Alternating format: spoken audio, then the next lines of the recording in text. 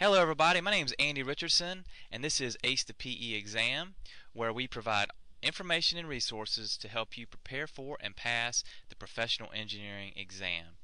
And this is my debut as a video, so I just wanted to first of all say thanks for checking me out today, and want to let you know there's a couple ways you can connect with me. You can connect with me on Twitter at twitter.com/Andy Richardson, or you can go to my website at acethepe.com. So check that out.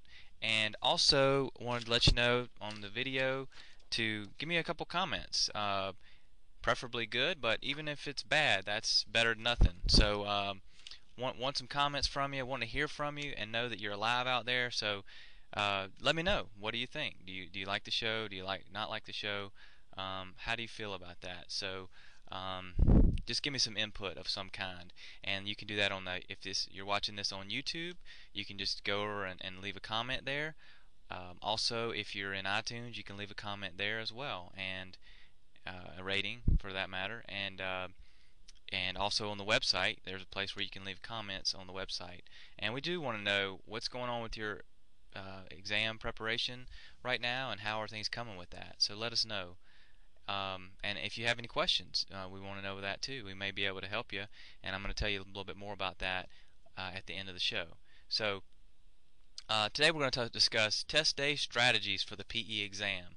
So it's test day. What are you going to do to prepare? Well, first of all, you need to prepare a little bit ahead of time and kind of do some things before test day, and get your things in order as far as what you're going to take. Hopefully, you'll have an exam kit, and in that exam kit, of course, you're going to have your references, because the PE exam, as you know, is an open book exam. So you're going to want to take your references and your books. Also, if you have any bound materials, you'll need to bring that, and your calculator. And remember, there's three specific types of calculators that you can take. I would recommend taking a stopwatch so you can keep track of time during the exam. And also, you can there's other things you might want to keep in mind, and there's specific references I've mentioned before. So check out acethepe.com, and you get that free checklist off our website. Ahead of time, another thing you want to do is go ahead and get your sleeping arrangements and your hotel room and get that squared away. You don't want to be, the night, or you don't want to be kind of working through that the week of. You kind of want to get that ahead of time so that you can be relaxed. And a lot of this show today is just going to be a matter of discussing things you can do to make your PE exam a seamless process and easy. The exam itself is hard enough, so everything around it needs to be easier. And this is some strategies you can take to do that. So get your hotel arrangements ahead of time. Go ahead and do that now, and then that'll be squared away. And I say hotel room, that's assuming, of course, you have an out-of-town type of situation. If it's in town, you may want to come up with some kind of game plan for where you're going to take where you're going to sleep the night before, because you will want to get a good night's rest before you take the PE exam. And so do try to get to bed at a reasonable time, and have a schedule in place the night before where you eat dinner at a reasonable time. Don't do anything out of the ordinary. As far as trying to go to bed extremely early. If you go to bed at 10 o'clock every night, go to bed at 10 o'clock. If you go to bed at midnight every night, you might want to think about going to bed a little bit early the night before the exam. So just keep that in mind. I wouldn't do anything like, if you normally go to bed at 10 o'clock, I wouldn't go to bed at 8 o'clock or anything like that. I mean, just you don't overcompensate for this thing. So then the day of the exam, of course, you'll want to eat a good breakfast and get some energy to get you through that exam. So I've heard that eating proteins, so maybe some eggs and maybe some carbs too, but eat a decent meal the day of the exam. That will get you the proteins and things you need to get through the exam. And you might want to, if you're a coffee drinker, you might want to think about how much coffee you drink, because you don't want to be going to the bathroom every 30 minutes during the exam. So it's just something to think about. Okay, so right before the exam, you're going to have to get there a little bit early so you can get the sign up and the registration taken care of. But while you're standing around and everything, my recommendation is meet some people, socialize a little bit, talk about things other than the exam. Just get to know people. Try to not think about the exam, or especially don't cram for the exam the day of the test, because that's if you don't know it by then, you're not going to know it. So my recommendation is relax, and when it's time to take the exam, focus and be intense about it. But before the exam, there's not really much you can do about it, and I would recommend not talking about the exam before the exam.